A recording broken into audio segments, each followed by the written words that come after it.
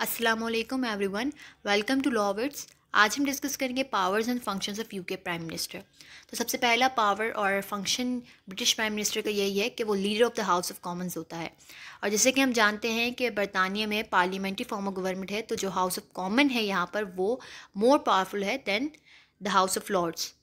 और जो भी पार्टी हाउस ऑफ कॉमन्स में मेजॉरिटी लेकर आती है वही हुकूमत में आती है, उसी पार्टी का बंदा जो है वो प्राइम मिनिस्टर बनता है।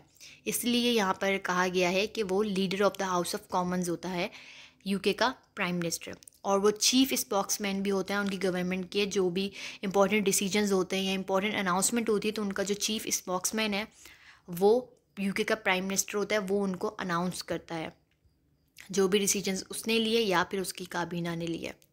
Secondly, leadership of the cabinet उसके पास होती है। ये भी हम अच्छी तरह जानते हैं कि हाउस ऑफ कॉमन से ही वो अपने मिनिस्टर्स को उठाकर एक काबीना बनाता है हुकूमत में आने के बाद। तो इसीलिए उस जो कैबिनेट बनाता है उसका चेयरपर्सन भी यही होता है और लीडरशिप भी वही ये प्राइम मिनिस्टर होता है यूके का। और साथ साथ उन्हें अपॉइंट करना उन मिनिस्टर्स को जो कैबिनेट में होते हैं और उनको डिसमिस करना वो भी ये खुद करता है विद एडवाइस ऑफ किंग और क्वीन जो भी क्राउन में है। Thirdly, source of communication between king and cabinet.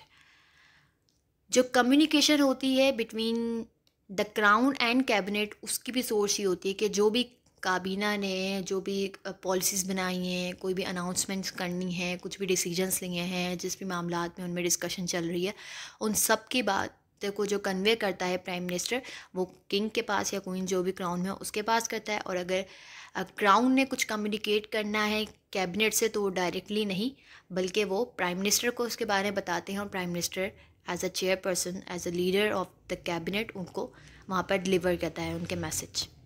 तो ये भी कह सकते हैं कि इसका एक ये फंक्शन है प्राइम मिनिस्टर का कि वो सोर्स ऑफ कम्युनिकेशन है बिटवीन दैम। फोर्थली, इसकी पावर ये है कि वो कंट्रोल ओवर द फाइनेंसेस जो भी कंट्री के होते हैं उन सब पर जो मेन कंट्रोल होता है वो ब्रिटिश प्राइम मिनिस्टर का होता है। जैसे कि बजट बन रहा है उसमें क्या क्या चीज़ें होनी चाहिए, क्या नहीं होनी चाहिए, किस जगह में प्राइसेस क्या होनी चाहिए हर चीज़ की, वो सब चीज़ें ये कंट्रोल कौन कर रहा होता है, इसकी सोल पावर होती है प्राइम मिनिस्टर के पास। Secondly, control over foreign affairs. अब फॉरेन अफेयर्स से रिलेटेड जो भी मामला आते हैं, फॉरेन पॉलिसी क्या होगी और साथ साथ ये कि कौन से मिनिस्टर से कब मिलना है, कौन कौन सी कॉन्फ्रेंसेस अटेंड करनी है, इंटरनेशनल कॉन्फ्रेंसेस, उसका भी तमाम जो कंट्रोल है वो सिर्फ और सिर्फ प्राइम मिनिस्टर के पास होता है। ज़रूरी नहीं कि प्राइम मिनिस्टर ही इंटरनेशनल कॉन्फ्रेंसेस या इंटरनेशनली कहीं पर भी उसने इन्विटेशन मिला तो उसने जाना है तो वो ही जाए। उसके अलावा अगर कोई भी फॉरेन एम्बेसडर भी जा रहे हैं या कोई फॉरेन मिनिस्टर भी जा रहा है तो एडवाइस पर जाता है वो प्राइम मिनिस्टर की। तो मतलब तमाम कंट्रोल जो है वो फॉरेन अफेयर्स का वो होता प्राइम मिनिस्टर के पास ही है।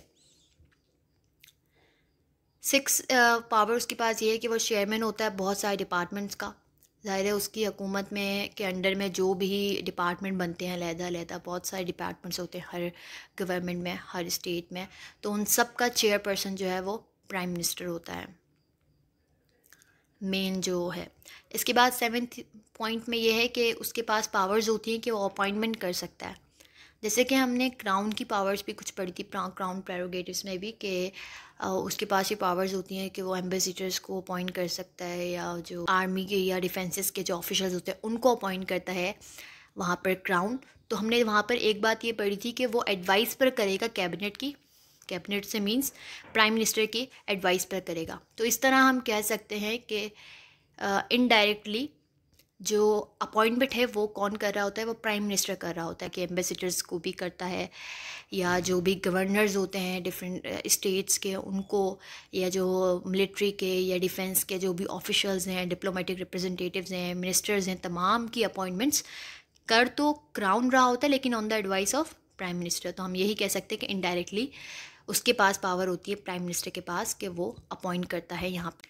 इसके बाद जैसे यहीं पर ये पॉइंट है चल रहा है कि यहाँ पे चीफ एडवाइज़र क्राउन का होता ही प्राइम मिनिस्टर है कि क्राउन ने कोई भी काम करना है तो उसने प्राइम मिनिस्टर की एडवाइस पर ही करना है। तो इसीलिए जो यूके का प्राइम मिनिस्टर है वो चीफ एडवाइज़र होता है क्राउन का। इसके साथ साथ वो क्राउन के प्रेरोगेटिव्स भी यूज़ कर सकते हैं। जैसे कि हमने पढ़े हैं कि क्राउन प्रेरोगेटिव्स कौन कौन से होते हैं, तो प्राइम मिनिस्टर के पास ये भी पावर है कि वो एडवाइस दे सकता है अपने किंग को या क्राउन को, वहाँ पर जो भी क्राउन में उस टाइम पे मौजूद है, कि आप अपने ये जो है प्रेरोगेटिव्स यूज़ करें, उन्हें ये एडवाइस दे सकता है। तो ये भी इसके पास पावर है। इसके बाद पॉलिसी मेकर होता है, जो भी मुल्क में मेन पॉलिसीज़ बनानी होती हैं, तमाम चीज़ें जो है वो ये ख़ुद करता है, या फिर अगर कोई मिनिस्टर्स कर रहे हैं तो प्राइम मिनिस्टर के अप्रूवल से ही सारे काम होते हैं, तमाम इम्पोर्टेंट पॉलिसीज़। इसके बाद एक और पावर यूके के प्राइम मिनिस्टर के पास ये है कि वो डिज़ोल्व कर सकता है। डिज़ोल्व किसको? हाउस ऑफ कॉमन्स को भी, ठीक है, और साथ साथ अगर उसने हाउस ऑफ कॉमन को किया है तो ऑब्वियसली कैबिनेट भी हो जाती है डिज़ोल्व। लेकिन ये सारे काम वो जब भी करेगा वो लाजमी एडवाइस लेगा किंग से। लास्ट जो पावर है यूके के प्राइम मिनिस्टर के पास वो ये है कि वो डिस्प्यूट्स की सेटलमेंट करता है। जैसे कि हमें पता है कि गवर्नमेंट के अलग अलग डिफरेंट डिपार्टमेंट्स होते हैं, तो उनके दरमियान 2 या 3 से डिपार्टमेंट के दरमियान में कोई भी मसाइल आ जाते हैं, कोई भी इश्यूज़ हो जाते हैं, तो वो प्राइम मिनिस्टर उन्हें सॉल्व करता है। तो ये सब थे तमाम यूके के प्राइम मिनिस्टर की पावर्स और फंक्शंस। उम्मीद है आप सबको समझ आया होगा। जज़ाकुमुल्लाहु खैरा।